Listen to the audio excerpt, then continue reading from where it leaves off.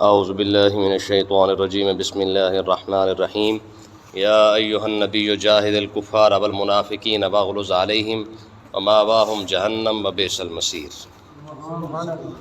اس آیت کے اندر اللہ تبارک و تعالیٰ نے، کیونکہ منافقوں کا ذکر چل رہا ہے، تو اس آیت کے اندر اللہ تبارک و تعالیٰ نے اپنے نبی کو سختی کرنے کا حکم ارشاد فرمایا ہے۔ اللہ تعالیٰ نے ارشاد فرمایا یا ایھا النبی، فرمایا غیب کی خبریں دینے والے، جاہد الکفار، اے میرے محبوب کافروں کے ساتھ جہاد بھی کریں، والمنافقین، اور منافقوں کے ساتھ بھی جہاد کریں۔ صرف کافروں کے ساتھ جہاد نہیں، یہ جنہوں نے اوپر سے کلمہ پڑھ کے خوشامد ٹولہ لگا پھرتا ہے مدینے کے اندر، ان کے ساتھ بھی جہاد کریں۔ اور صرف بات جہاد تک نہیں ہے، واغلظ علیہم، ان پر سختی بھی ساتھ کریں۔ ٹھیک ہے، دیکھیں یاد رکھیں، یہ جو اخلاقیات ہمیں بار بار سکھائی جاتی ہے نا، اسی قرآن کے اندر رحمت کی بات بھی ہے، اخلاق کی بات بھی ہے، پیار اور محبت کی بات بھی ہے، لیکن صرف اتنی باتیں نہیں ہیں، بلکہ بات یہ بھی اخلاق کا حصہ ہی ہے۔ ٹھیک ہے، دشمنوں پر سختی کرنا، خاص کر دین دشمن ہو یا اسلام کے دشمن ہو، ان کے ساتھ سختی کرنا، سخت زبان استعمال کرنا، ہاتھ کے ساتھ، زبان کے ساتھ ان کے ساتھ سختی کرنا، یہ اخلاق بھی خود اللہ تعالیٰ نے ہی سکھایا ہے۔ ٹھیک ہے، تو اللہ تبارک و تعالیٰ نے ارشاد فرمایا میرے محبوب یا ایھا النبی جاہد الکفار، کافروں کے ساتھ، والمنافقین، اور منافقوں کے ساتھ جہاد بھی کریں۔ ٹھیک ہے، یہ رحمت للعالمین کو خطاب ہو رہا ہے۔ حضور نے ارشاد فرمایا انا نبی الرحمت و نبی التوبہ، میں رحمت والا بھی نبی ہوں، میں توبہ والا بھی نبی ہوں۔ اور دوسری جگہ پہ ارشاد فرمایا انا نبی الملاحم، میں جنگوں والا بھی نبی ہوں۔ ٹھیک ہے، تو حضور صرف رحمت نہیں ہے، رحمت والے نہیں ہیں، ساتھ حضور جنگوں والے بھی نبی ہیں۔ تو اس کا مطلب یہ ہے کہ اخلاق کا حصہ جو ہے نا، اخلاق یہی چیز ہے، رحمت بھی اور جلال بھی۔ دیکھیں نا جی، اللہ تعالیٰ کے صفت رحمان اور رحیم ہے نا، تو جبار اور قہار بھی تو ہے نا۔ تو اس کا مطلب یہ ہے کہ غصے کے اندر آنا، جلال کے اندر آنا، غصے کا اظہار کرنا، یہ رب کی صفت ہے جو اللہ تعالیٰ نے اپنے محبوب کو بھی عطا فرمائی ہے، اپنے بندوں کو بھی عطا فرمائی ہے۔ جس بندے کو غصہ نہیں آتا نا، وہ بندہ بے غیرت ہوتا ہے۔ ٹھیک ہے، شرط یہ ہے کہ غصہ جو ہے وہ جائز کاموں میں ہے، ناجائز کام میں نہ آئے۔ ہاں، جائز کاموں میں اور جائز میں بھی، خاص کر دین کے معاملے میں غصہ کرنا۔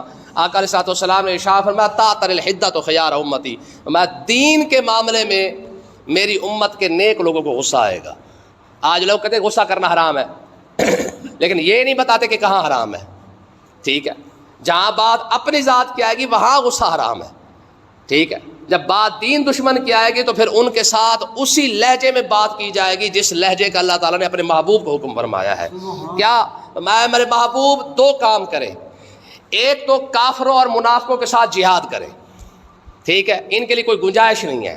اور دوسری بات، صرف بات جہاد تک نہیں ہے، واغلظ علیہم، ان پر سختی بھی ساتھ ہی کرے۔ ان کے ساتھ پیار اور نرمی کی ضرورت نہیں ہے۔ آقا علیہ الصلوۃ والسلام کا رحمت ہونا بھی کوئی شک نہیں ہے، لیکن حضور علیہ الصلوۃ والسلام کا ایک ہی دن کے اندر کھڑے ہو کر 750 بندوں کو قتل کروانا، یہ بھی حضور کا خاصہ ہی ہے۔ یہودیوں کو قتل کروایا نا، ٹھیک ہے، حضور کے حکم سے کیا گیا۔ ٹھیک ہے، تو اللہ تبارک و تعالیٰ نے ارشاد فرمایا وجہ کیا ہے، یہ بات یہاں تک ختم نہیں ہوئی، فرمایا ومأواہم جہنم، آپ ان پر سختی کریں، آپ ان کے ساتھ جہاد کریں۔ رب ان کے ساتھ کیا کرے گا، ومأواہم جہنم وبئس المصیر، رب انہیں جہنم کے اندر ڈالے گا۔ یہ سب سے برا ٹھکانہ ہے جو ان منافقوں کے لیے اور کافروں کے لیے جو ہے اللہ تعالیٰ نے بنایا ہے۔ ٹھیک ہے، اس کا مطلب کیا ہے، دین دشمن بندے کے لیے کسی جگہ کوئی گنجائش نہیں رکھی گئی ہے۔ تو میں محبوب یہ دنیا کے اندر ہے، آپ ان کے ساتھ یہ کریں، جہاد بھی کریں، سختی بھی کریں۔ رہا مسئلہ ان کے مرنے کے بعد، فرمایا مرنے کے بعد رب ان کے ساتھ کیا کرے گا، ومأواہم جہنم، رب پھر انہیں جہنم کے اندر ڈالے گا۔ دیکھیں نا، حدیث پاک کے اندر آتا ہے کہ اللہ تعالیٰ جو ہے وہ ماں سے بھی 70 گنا زیادہ پیار کرتا ہے، لیکن یہ پیار صرف اور صرف اہل ایمان کے لیے ہے۔ کافروں کے لیے تب تک ہے جب تک وہ دنیا کے اندر رہ رہے ہیں۔ جب کافر دنیا سے چلا گیا، چاہے یہودی ہے، عیسائی ہے، ہندو ہے، سکھ ہے، مجوسی ہے، کوئی بھی ہے، جب کافر دنیا سے چلا گیا اس کے لیے رحمت ختم ہو گئی ہے۔ ٹھیک ہے، پھر وہ ہمیشہ مستقل طور پر جہنم کے اندر چلا گیا، وہ چیخے چلائے جو مرضی کرے، اس کے لیے کوئی رحمت کا حصہ نہیں ہے۔ ٹھیک ہے، تو اللہ تبارک و تعالیٰ نے ارشاد فرمایا محبوب یہ آپ ان پر سختی کریں، رب انہیں جہنم کے اندر ڈالے گا۔ یار اللہ بھی رحیم ہے، اللہ کا محبوب بھی رحیم ہے، لیکن کافروں اور منافقوں کے لیے کیا بات کی جا رہی ہے۔ علامہ اقبال کے شعر تھا نا کہ خدا را تو کریم و رسول تو کریم، صد شکر کے ہنستے میاں تو کریم، کہا پروردگار یہ تو تیرے کرم نوازی ہے، تو بھی کریم ہے، تیرا محبوب بھی کریم ہے، اور ہم دو کریموں کے درمیان میں آ گئے ہیں۔ ٹھیک ہے، تو لیکن یہ کریمی جو ہے نا صرف اہل ایمان کے لیے ہے، ٹھیک ہے، اللہ کا اور اللہ کے رسول کا کریم ہونا، رحیم ہونا، رحمان ہونا، یہ صرف اور صرف اہل ایمان کے لیے ہے۔ رہا مسئلہ کافر کا، اس کے لیے کوئی رحمت کی گنجائش نہیں ہے، صرف یہ ہے کہ دنیا کے اندر جتنا انہوں نے وقت گزارنا ہے گزار لیں، جیسے روح نکلے گی رحمت اللہ کھاتا ختم ہو جائے گا، اللہ کی طرف سے بھی ختم ہو جائے گا، اللہ کے رسول کی طرف سے بھی ختم ہو جائے گا۔ یہی وجہ ہے کہ مسلمان کا قبر کے اندر بھی حساب ہو رہا ہے۔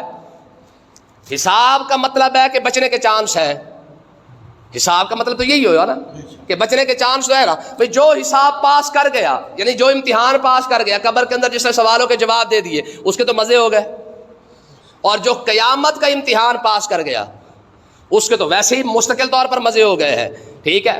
لیکن کافر کا تو حساب ہی کوئی نہیں ہو رہا، نہ اسے قبر کا حساب پوچھا جا رہا ہے، نہ اسے قیامت کے دن کا حساب ہو رہا ہے۔ قیامت کے دن ہوگا کیا؟ وَيَقُولُ الْكَافِرُ يَا لَيْتَنِي كُنتُ تُرَابًا، جب کافر دیکھیں گے نا کہ آج ہمارے لیے کچھ حصہ نہیں بچا ہے، ہم پر کوئی رحم نہیں کیا جا رہا ہے، تو قیامت کے دن کافر کیا کہیں گے؟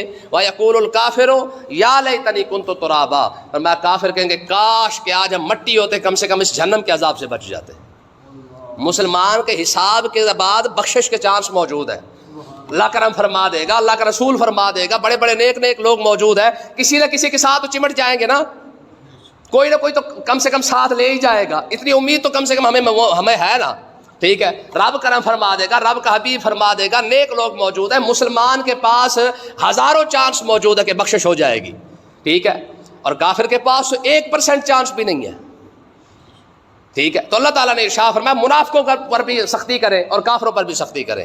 آگے منافقوں کا ایک واقعہ بیان کیا جا رہا ہے۔ ہوا یہ کہ غزوہ تبوک کی طرف حضور کیونکہ گئے تھے، یہ سارا غزوہ تبوک کے موقع کی وجہ سے ساری بات بیان ہو رہی ہے، تو منافق بھی ساتھ گئے تھے۔ تو اس کے اندر منافقین میں ایک شخص تھا جلاس بن سوید، یہ اس کا نام تھا جلاس۔ آقا علیہ السلام نے کوئی بات ارشاد فرمائی، خطبہ ارشاد فرمایا، تو جلاس منافق تھا پہلے، بعد میں اللہ تعالیٰ نے توبہ کی توفیق عطا فرما دی۔ تو ان کے منہ سے یہ نکلا، یہ کہنے لگے جی اگر محمد عربی صلی اللہ علیہ وسلم اگر سچے ہیں نا تو ہم گدھوں سے بھی بدتر ہیں، پھر ہم تو گدھوں سے بھی گائے گزرے ہیں اگر یہ سچے ہیں تو۔ یہ جب بات ان کے منافق کے منہ سے نکلی تو پھر کیا ہوا، حضرت عامر بن قیس صحابی رسول ہے وہ سن رہے تھے، انہوں نے کہا میں مدینے جا کر آقا علیہ السلام کو یہ بات ضرور بتاؤں گا کہ تم نے ایسے ایسے کہا ہے۔ جب آقا علیہ السلام تبوک سے واپس تشریف لائے، حضور مدینے کے اندر پہنچ گئے، تو مدینے کے اندر پہنچنے کے بعد عامر بن قیس حاضر ہوئے، عرض کی یا رسول اللہ جلاس نے یہ بات کی تھی کہ اگر آپ سچے ہیں تو ہم گدھوں سے بھی گئے گزرے ہیں۔ آقا علیہ السلام نے ارشاد فرمایا جلاس تم نے یہی بات کی ہے؟ وہ سیدھا مکر گیا، اس نے کہا جی میں نے نہیں کی ہے، عامر جھوٹ بول رہا ہے۔ آقا علیہ السلام نے دونوں کو بلایا، فرمایا عصر کے بعد مسجد نبوی کے ممبر کے پاس تم نے آ کر قسم کھانی ہے، ٹھیک ہے۔ جلاس بھی آ گیا، عامر بن قیس بھی آ گئے، جلاس نے آ کر قسم کھا لی، اس نے کہا جی اللہ کی قسم میں نے یہ بات نہیں کی ہے۔ عامر بن قیس آئے، انہوں نے بھی قسم کھا کے کہا، انہوں نے کہا جی اللہ کی عزت کی قسم انہوں نے یہ بات کی ہے۔ پھر عامر بن قیس وہیں پہ کھڑے ہو کے دعا مانگی، کہا پروردگار تیرا نبی سچا ہے تو ہم میں سے جو سچا ہے پھر اس کی تصدیق نازل فرما۔ جب تیرا نبی سچا ہے اور ہم سچے ہیں تو پھر ہماری تصدیق بھی نازل فرما، کرم فرما، پھر تو آپ ہی کرم فرما دے۔ اتنی بات ہوئی، حضرت جبریل علیہ السلام یہ آیت لے کر نازل ہو گئے، ٹھیک ہے جی۔ کیا آیت ہے جی؟ فرمایا یحلفون باللہ ما قالوا، فرمایا کہ منافق قسمیں کھاتے ہیں اللہ کی، ما قالوا انہوں نے کوئی بات نہیں کی ہے، ٹھیک ہے جی۔ جلاس نے تو وہاں پہ کہا جی ہم نے کوئی بات نہیں کی ہے، فرمایا یہ جو قسمیں کھا رہے ہیں یحلفون باللہ، اللہ کی جو قسمیں کھا رہے ہیں، ما قالوا انہوں نے کوئی بھی بات نہیں کی ہے، وَلَقَدْ قَالُوا كَلِمَةَ الْكُفْرِ، رب فرما رہا ہے کہ انہوں نے کفر کا کلمہ جو ہے وہ استعمال کیا ہے، ٹھیک ہے۔ رب ہی کہہ رہا ہے کہ انہوں نے کفر کا کلمہ کہا ہے، اور ہوا کیا ہے پھر؟ میں کفروا بعد اسلامہم، فرمایا انہیں محبوب فرما دیں گے اسلام لانے کے بعد کافر ہو چکے ہیں، ٹھیک ہے جی۔ میرے نبی کی شان میں گستاخی کر کے بھی کوئی مسلمان رہ جائے، اسلام کے اوپر تان کر کے بھی کوئی مسلمان رہ جائے، دیکھیں نا جی کتنی بڑی بارگاہ ہے۔ آپ قرآن مجید کا پہلا سپارہ پڑھ کے دیکھیں، بندہ حیران رہ جاتا ہے کہ رب نے اپنے محبوب کا کتنی بڑی شان بیان کی۔ فرمایا یا ایھا الذین آمنوا لا تقولوا رائنا وقولوا انظرنا، یہ اتنے بڑے لفظ ہے کہ آپ سوچ نہیں سکتے، ٹھیک ہے۔ اس کا معنی کیا ہے؟ لفظ رائنا کا مطلب ہوتا ہے رعایت کرنا، ٹھیک ہے، اور رائنا کا مطلب ہوتا ہے چرواہا، یہ دونوں معنی ہیں۔ رائنا کا مطلب رعایت کرنا بھی اور رائنا کا مطلب چرواہا بھی۔ کیا ہوا مسئلہ کیا ہے؟ مسئلہ یہ ہے کہ جب آقا علیہ الصلوۃ والسلام کوئی بات ارشاد فرماتے اور صحابہ کرام نہ سمجھ سکتے نا تو وہ عرض کرتے رائنا، اس کا مطلب ہوتا ہے یا رسول اللہ ہماری رعایت فرمائے، مطلب دوبارہ دہرا دے مسئلہ، یا جو بات آپ نے ارشاد فرمائی دوبارہ کر دے تاکہ ہم مزید سمجھ سکیں۔ اچھا، اسی لفظ رائنا کو یہودیوں نے اٹھایا اور وہ رائنا لفظ تو وہی لفظ صحیح بولتے، لیکن دل ہی دل کے اندر جو مراد لیتے نا وہ کہتے رائنا، اے ہمارے چرواہے، یعنی حضور کے اندر لفظ ایک ہی ہے، ٹھیک ہے، رائنا وہی لفظ صحابہ استعمال کرتے، وہی لفظ یہودی استعمال کرتے، لیکن معنی اپنا اپنا لیتے دل کے اندر۔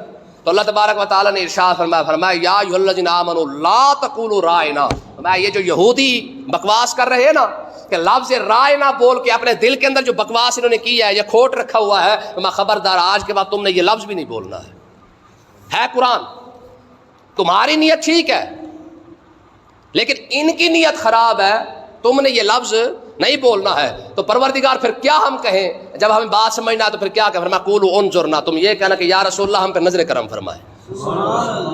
ٹھیک ہے جی، یار دیکھیں معنی کے اندر فرق آیا ہے اور معنی بھی دل کے اندر لیا جا رہا ہے، صحابہ رعایت لے رہے ہیں، یہودی چرواہا لے رہے ہیں، لیکن معنی بدلنے کی وجہ سے لفظ ایک ہی ہے، لفظ ٹھیک ہے۔ تو اللہ تبارک و تعالیٰ نے وہ لفظ بھی استعمال نہیں کرنے دے، فرمایا خبردار آج کے بعد یہ لفظ بھی استعمال نہیں کرنا جس کے اندر معنی کے اندر تھوڑا سا جو ہے وہ شک و شبہ پیدا ہو جائے۔ جو ذات معنی کے لحاظ سے بھی لفظ استعمال نہیں کرنے دیتا اپنے محبوب کے لیے، تو یہاں تو اتنی بڑی بات اس نے کر دی تھی اپنا جلاس نے۔ تو اللہ تعالیٰ نے ارشاد فرمایا کفروا بعد اسلامہم، میں محبوب ان کو فرما دیں، میں میرے نبی پر تان کر کے تم اپنے آپ کو مسلمان سمجھتے ہو تو پھر اپنا دماغ ٹھیک کر لو، پھر تمہاری مسلمانی کا کوئی فائدہ نہیں ہے۔ اور یہ سبق ہے ہر شخص کے لیے کہ آج کے دور کے اندر دیکھیں نا جی، اسلام پر تان کرنا اور اپنے آپ کو عاشق رسول بھی کہنا، برقعے پر بھی تکلیف، مسجد پر تکلیف، مسجد کے سپیکر پر تکلیف، ہر چیز پر تمہیں تکلیف ہے اور اپنے آپ کو تو مسلمان بھی سمجھ رہا ہے۔ آج دیکھیں یہ لبرل کھچر جو لگے پھرتے ہیں، ٹھیک ہے جی، ان خبیثوں کو جتنی تکلیف ہے صرف اور صرف اسلام سے ہے۔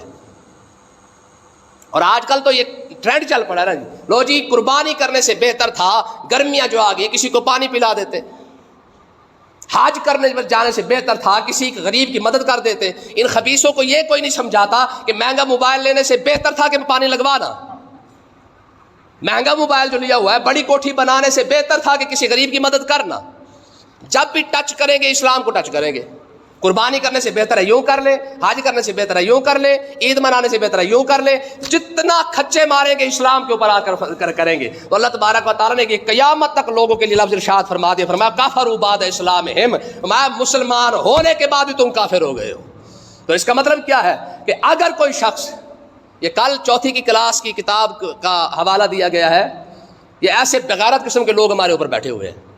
حضرت عبداللہ بن عمر رضی اللہ تعالیٰ عنہ کے بارے میں سوالیہ انداز لکھ کے نا نیچے لکھا ہے کہ وہ کون تھے، یہودی تھے، سکھ تھے، ہندو تھے یا عیسائی تھے۔